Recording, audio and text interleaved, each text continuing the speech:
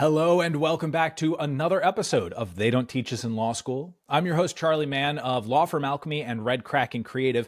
And my guest today is actually among my guests, probably someone who I've known the longest. It's been maybe like 13, 14 years that I've known this person because I was introduced to her through Ben Glass, probably a year and a half into working with him. We've collaborated before on products and programs. I've seen her as a speaker.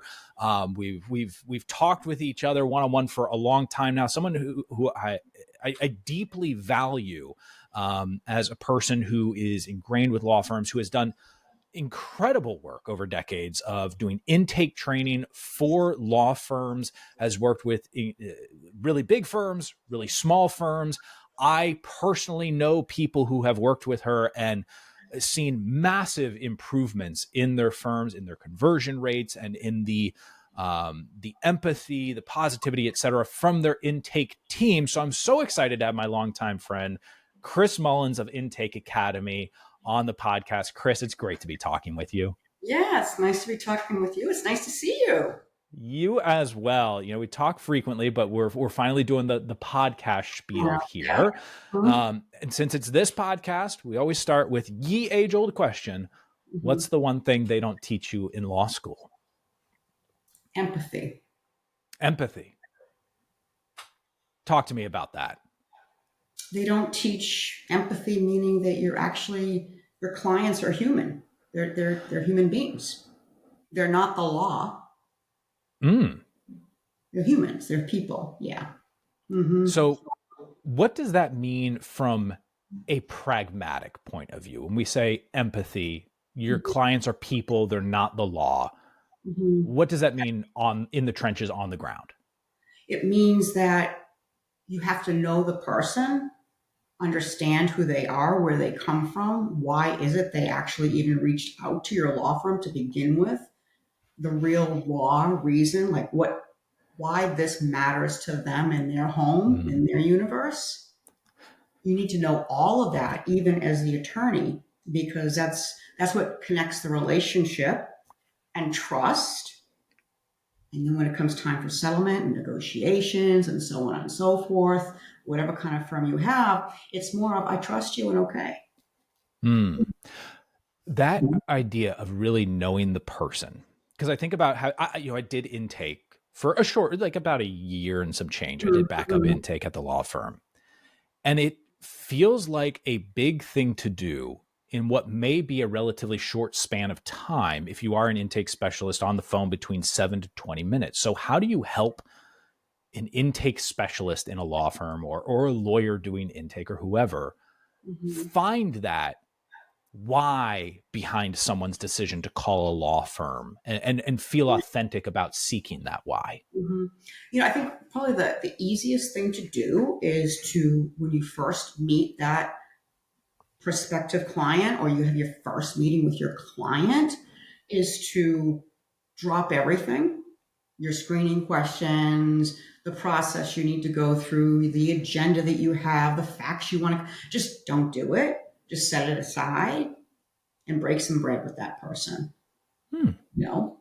Ask them the question. What is it that got you to call our number? Why did you call us? Well, I had a car accident. Well, but what was it that made you finally call? What's this like for you day to day at your home? How is this unfolding for you each day? And tell them about yourself too. So if you're the intake specialist, tell them about yourself. Just take a moment. If the attorney, tell them about yourself and just get to know them, let them know you, and then move forward from there.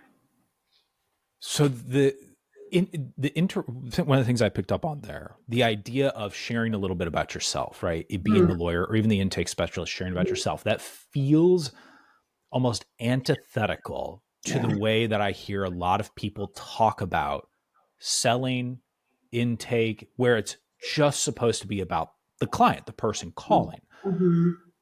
So talk to me a little bit more about that. How do you do that without feeling like I'm taking up time that could be used for the intake rather than getting to know me? Yeah. I mean, you're talking maybe 10 or 15 seconds. Gotcha. So if our head is in the right place through our the firm that we work with, whether we're the attorney or we're the intake specialist, meaning that this is about the person you're speaking to. If you've really cleaned out anything else out of your mind that it's about them, you won't be thinking, it's going to take too long. It won't even come to your head. It won't even occur to you. So if you're just beginning, just realize it's probably 10 or 15 seconds just to say, hi, I'm Chris Mullins. I'm the attorney that's going to be working in your case. And I've been here for 6 years. I love it here. Here's the reason I love it. And would you mind telling me a little bit about yourself? That seemed remarkably easy. Easy. It's mostly about just leaning in and do it. Make yourself vulnerable to do it. Okay, that's interesting. Being vulnerable enough to do it, because early on, I find when some people are learning intake from a tactical and strategic point of view, it can feel stunted at times. It can feel like I'm coming off of the script.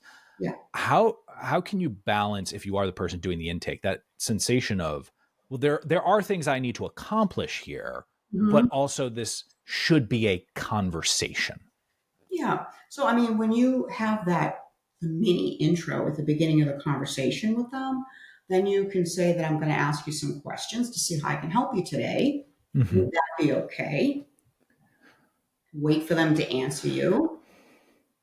And then just start asking your questions and tell them periodically you're going to check in to make sure that everything that you're saying is making sense.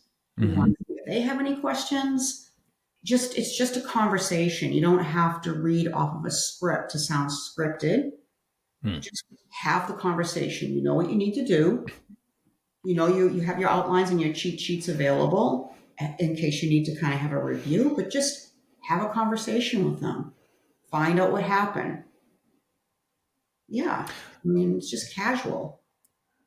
It is. And when you talked earlier about asking some of the scripted questions, when people are approaching this script, how much do you encourage almost memorization of questions versus having the questions in front of you? You know, how do we approach that? So I don't recommend, regardless if it's the attorney or intake or whatever the role is, even paralegals, I don't recommend that you have the mindset, I'm going to memorize this. Okay. Because if that's your mindset, you're probably not going to really pay attention to the purpose behind what you're reading. The purpose behind what the script is, the different sentences, the different questions. You're probably just going to okay, I got to memorize it. And you don't even know really what it's for and why it was designed the way it was and what's the desired outcome. So that's one reason. The other is you're human and you're just not going to always remember it. And if you rely on your memory, throw away the cheat sheets and everything that got you there, what are you going to do? Your life raft is gone. That's right. That is right. Having done live theater and having watched the look in an actor's eyes when they go up on their lines and you realize that they've forgotten them, that sense of panic. The nice thing is, it's like, yeah. I mean, Charley, when you think about it, though, is if you understand the why behind the process, the question, the script, the real why behind each, like the desired outcome of each, whatever it is, then you have a higher likelihood of not needing to memorize it because you understand the storyline. Okay, that is yes, like that, because that's the type of thing that when I think about, say, my sales process, it is exactly that. It is about the larger narrative, not the specific little things that happen in there. It's understanding, like, from the ground up, Joseph Campbell's The Hero's Journey, rather than trying to figure out witty little lines of dialogue. So when you start working with a firm, what is that balance like between, hey, here are some tactically things that we need to fix versus here's the why that needs to be incorporated and participation of, say, a law firm owner in that process? Well, I mean, I think that controlling the conversation is important. So you're the expert, you're the intake expert, you're the attorney, you're the expert. Be the expert, be the authority, and realize that means you're going to have to control the conversation too. And just lead with kindness. You're not there to interrupt. You're there to say, okay, so Charley, when you just said that was the most devastating thing that ever happened to you. I heard that. I did. I'm going to ask you just a couple more questions. Would that be okay? I just tonally in your voice, what I hear right there is that willingness to pause and to slow things down in an urgent matter. Is Mhm. that a common issue that you encounter? Yeah, it's very common. It's very common. What I want is I want the attorneys and the intake specialist and whomever to I want them to sit with that person for a bit. Just just sit there with them. Just be with them in the moment and in the space. Hmm. So right before we had this podcast today, we do a lot of CRAs, client read alerts. And so we listen to call recordings, and some of them we bump into client read alerts, right? So conversations are not so good. And so this was one of those conversations. The mom, her son was bit in the face by a pit bull. And that was a couple of months ago. And she hadn't been having any follow up or anything like that. So she called into the firm and she was upset. There was zero empathy on the front end at all. And then the attorney finally got on the call. It wasn't even the right attorney, but the attorney got on, thought it was her daughter, not the son, and didn't provide any empathy. So what I mean, for an example, is all that attorney needed to do was acknowledge why they're calling, and then say, "Let me just take a moment. Let me just take a look at the notes that I have before me, just to make sure we're on the same page." Just sit with them for a minute about the issue, the situation, the accident, then the reason for the call, then take care of the call, sit with the person, be with them. Why do you think most people skip that part of the process? They don't think about the human part, that this is a relationship at the end of the day. It's a relationship, and relationships are work. Every relationship, all relationships, personal, Yeah. they are work. So you got to be in it. And so they don't realize that the human part is essential to the success of the case. And they're not taught that in law school. They're not taught about people.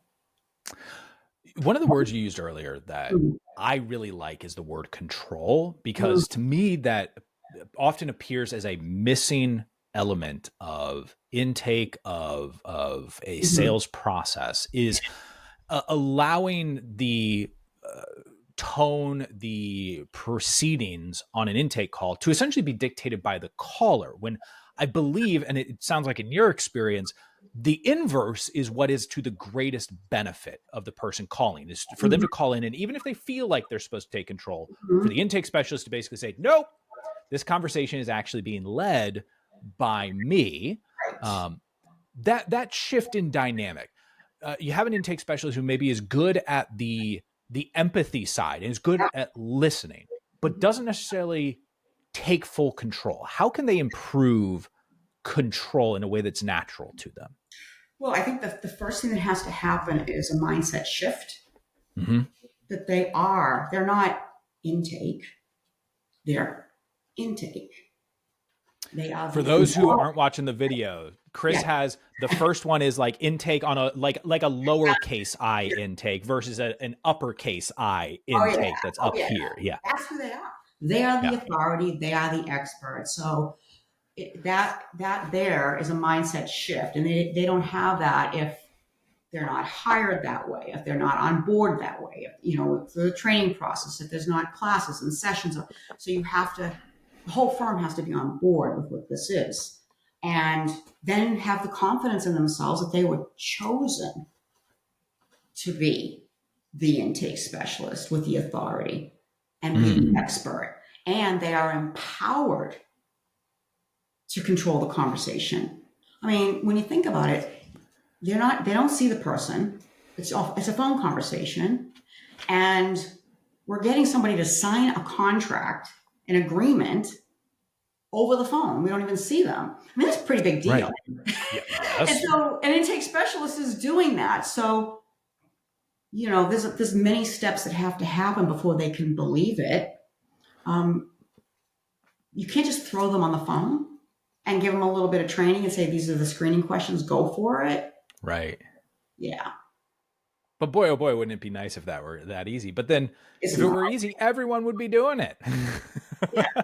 Yeah. Uh, Yeah. so I know that you've worked with some fairly sizable firms improving Mhm. their intake. And that's often a space where people associate it with being, corporate size law. And how are you going to have empathy at scale in an organization like that? I'm curious about the lessons that maybe smaller firms could draw from Mhm. when you are achieving empathy at scale in a bigger firm and how that is achieved. Mhm. Well, I don't look at it any different. I don't look at it any different. Again, as long as the firm is on board and they start from day one when they're hiring someone and it's part of their onboarding process that this is what empathy looks like at this firm. Mm-hmm. This is what the human relationship looks like. This is our core, our core theme here at this law firm, and we're going to train you and teach you how to do it. So I don't think it really matters the size of the firm. It's top down, right? And it's Mm-hmm. all communication and ongoing training. But I also think it's really, really important, regardless of the size of the firm, is to have everybody listen to their calls Mm. because you'll be shocked at some things that you say. You weren't trying to say anything that didn't sound like wonderful, but you did. And when you hear it, you're going to be shocked. You're going to be like, that wasn't me. So you'll be able to tell that the empathy is not in your voice. It's not in your tone. You're not singing. Your head doesn't tilt to the right. These things aren't happening. You'll know that. You'll know you sound like license and registration. Mm. Just the facts, man. Mm-hmm. Yeah. I wrote down a phrase that you mentioned in there. The Mhm. phrase is what empathy looks like Mhm. in their firm, and sort of Yeah. like control. It's something that caught my ear Yeah. because empathy does look different in other places, right? Yeah. Mhm. It does. Yeah. How does empathy take on a different life in different types of firms? It depends on, so the firms that are really, really focused on their culture, the Hmm. culture of the firm and as a whole, and then the culture of each department they don't just say it, that they're really focused on it and they really put a lot of attention into it. Those are the firms that understand empathy more. But what I have noticed, even those firms, the large ones or the small ones, they they're only thinking about empathy with regards to communicating with the client or the prospective client. We forgot about empathy team member to team member, Oh. managing partner, owner, attorneys, to other departments. So empathy starts from within the firm. If you don't have empathy in the firm with your internal customers and team members back and forth, you're going to be hard pressed to be able to execute empathy with the prospect or the client. And if you don't have empathy for yourself. Hmm. That emotional tone setting, the other it reminds me of, in my own experience, handling intake, but more so watching team members handling Mhm. intake. That it can be an emotionally taxing Yeah. experience Yep. for an intake specialist, for an Mhm. attorney, for whoever is doing that. Mhm. Mhm. Especially if it's in a place where there's maybe not a lot of emotional nurturing going on, which Mhm. It happens. Yeah. sometimes happen. Yeah, right. It happens. It's just a fact. Mhm. How can intake specialists, and I'll ask kind of a two-part question here. How Mhm. can intake specialists better take care of their own emotional Yeah. energy? Mhm. And how can a managing partner or law firm owner assist in that process? Yeah. And so how they can take care of their own is mental health, see a therapist, have a telehealth visits. Maybe you can have telehealth visits like during your lunch break or something Mm. like that, right? So in other words, participate in your own life. I like that phrase. Yeah, participate in your own life. You can read books. You can listen to podcasts. You can, when you go to conferences, you can network with other firms and they're doing what you do and at your level, and you're the intake specialist and what have you. And you can learn from each other and you can go to support groups. You have to participate in your life. You can't rely on everybody else to do it for you. And as far as the firm, I think it's their responsibility to initiate that whole mindset and concept, honestly, to kind of get the ball moving forward. And, some firms have mental health and telehealth in their insurance and never discuss it with the departments and the team members. And so talk about that, make sure everybody's aware of it, how to use it, when to use it, have decompression rooms, quiet rooms, places where team members can go that are designated without electronics for them to kind of decompress from a horrible conversation that they just had. Build in time where they can have reset time from one phone call to the next, even if it's 35 seconds.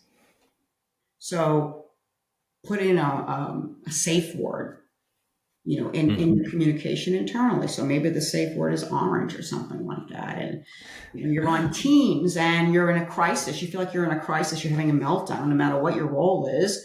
And you send through Teams an orange. And everybody knows that sees that orange. Chris Mullins is in trouble. Let's send a bunch of bananas her way as possibly can, and just everybody give her a bunch of support through the chat. And a minimum, without words or anything, that's just like, wow, look at all these people reaching out to me. So, that's just a simple, not expensive, no cost way. These are just simple things. These aren't big operational changes. Right. Related to that, because it can be an emotionally taxing position. And I also know that, and you've experienced as well, there are a lot of firms that when they're smaller firm or they're in a period of like, I want to add maybe my third intake specialist, but I'm not ready for a full-on intake specialist. So instead I'm going to hire like a legal assistant / intake specialist, whether that's their first or their third or their fifth. And that asking of a dual role of someone being intake plus something else. I'm curious about your thoughts on that arrangement, if it can be successful, how to make it successful, et cetera. Yeah, I don't think it can be successful. It's two different ways of thinking. Yeah. It's just two different roles, two different mindsets, the skill sets, it's all different. It's not the same. And if you kind of go back to the beginning and you think that, you're spending all kinds of money to get prospective clients to call or to opt in, why would you do less than the role that can convert to keep you in business? Why would you do that? Why would you split it? It doesn't make sense. There's many things that intake can do until all the leads fall in. They can call all your past clients and just stay in touch. They can check in with established clients. They can go through all the lost leads that you have and just kind of rejuvenate those leads for just a relationship and a conversation. They can do email newsletters. There's so many things that they can do. I think you kind of want to look at the mindset of lack of, less than, and think more of abundance. It is tough for them to do that task switching. Yeah. Oh, yeah. In general, for everyone, right? Task switching is something so many people, I think maybe not as much these days, but a lot of people have thought, I'm a really good multitasker. It's like, yeah, you're not. I think everybody's kind of tried that. Yeah. Yeah. I think we're better at acknowledging that, and having task specificity is really, really beneficial. And in that intake position, the challenge I sometimes pose to a law firm owner is that if you're thinking about having this be a intake specialist / if it's going to be a / position, I would challenge you instead to, one, find ways that are at least endemic to the concept of intake, that empathy, that nurture, and keep it within the skill set. Like, don't have them also doing data entry, right? That's because one of two things will happen. Either the data entry will not be done particularly well because they're kind of tired with the intake, which they are doing well, but the data entry isn't doing well. And you're going to start judging them according to that instead of their core role. Or they are going to find that the data entry is something that they find simple, easy, and pleasant, and they become avoidant of intake. Yeah. Yeah. And that is Yeah. terrifying. Yeah. It's a stress release for them, right? And so, yeah. Yeah. It's like a business owner choosing to do the vacuuming in the office. It's because it allows them to be away from the stresses of, hey, I actually have to sit down with my P&L document and figure out what the numbers Exactly. mean. There's other ways that you can help them relax and wind down a little bit, right? Yeah, Yeah. exactly. I think mental health, though, Charlie, is a really, really, really big thing in the firm for all departments. And, I only know of a handful of firms that talk about it. Mm-hmm. So I would say that separate from insurance, maybe do some lunch and learns, have regular professionals come in to Right. teach about mental health and trauma and PTSD. With all of the calls that intake and paralegal and negotiations and all different firms and attorneys are handling and dealing with, so they can deal with it and they don't carry it from one relationship to the next at the office or team member to team member, and then they don't bring it home to their family. Right. That it can create a kind of a vicious spiral, can't it? If those two worlds are feeding each other in a negative way. Right. Yeah. So as a last primary question here, if someone's searching for, I want to hire an intake specialist, I'm sure you get this question all the time. So solid softball here. What should they look for in an intake specialist during the hiring process? Yeah. So not in any special order, but I would look for people that work in restaurants, bartenders, waiters, waitresses, because that is extremely hard work. That's very, very difficult work, long hours. The pay is not that great. And it's difficult work. So they're hard workers. People that came from a family business, same reason. People that lived on a farm, same reason. People that work in retail, same exact reason. Long hours, hard work, on your feet. Retail, they talk about numbers and metrics on a regular basis and sales and all of that on a regular basis. They do that in the restaurant business with their waiters and waitresses and bartenders on a regular basis. So why? Because it's all hard work that I'm talking about, and it's all about business. And then just high integrity and character and a good attitude. And, you can test that through asking certain questions and doing predictive indexing and all of that. If you can get that down, you can teach just about anything. If they've worked in call centers, that's great. Customer service, inbound, outbound, that's great. Sales, not face-to-face selling, own sales. You can't mix the two. They're very different. Yeah, they're very, very different. People that have worked in insurance, financial advisors, these are people that are used to sales and hustling and being on the phone. So I would say that those are some good areas to, even teachers. I found a lot of teachers hired as intake and even going to law school. So yeah. Awesome. All right, Chris, before I ask you the final question here, the final 3-part question, if people want to know more about you, connect with you, potentially work with you, where should they go? They can go to intakeacademy.com. You can email Chris at intakeacademy.com, either or. You can go to lawyerstellall.com. That's my podcast. And those are some very, very good ways to reach out. I strongly encourage people to do so. Like I said, I know people who have worked with you and have gotten great results from it and sing your praises. So please do that, folks. Yeah, thank you. All right, Chris, final 3-part question. What are you reading, watching, and listening to these days? Robert Cialdini, The Art of Influence and Persuasion. Excellent. Watching, I actually don't have TV anymore. Excellent. A great choice. Do you watch any YouTube or anything like that? The only YouTube that I watch is about running and ultra running and long distance and adventure racing and cycling. Those are the kinds of things that I watch. Yeah. That's the joy of YouTube. You can find you can find your own individualized channel, right? Like that's the Exactly great part of right. it. Yeah. And how about listening to these days? Listening to more podcasts on rucking. So I don't know if Oh, everybody knows what rucking is. So very. yeah, I'm part of an organization called Seal Fit with Mark Devine. Yeah, awesome. Yeah, Mark Devine, and he was a Navy SEAL, and he's my coach. Oh, that's super cool. Yeah, I love rucking. I have my pack loaded up with Yeah, I get it. weights. Yeah, Yeah, yeah, yeah.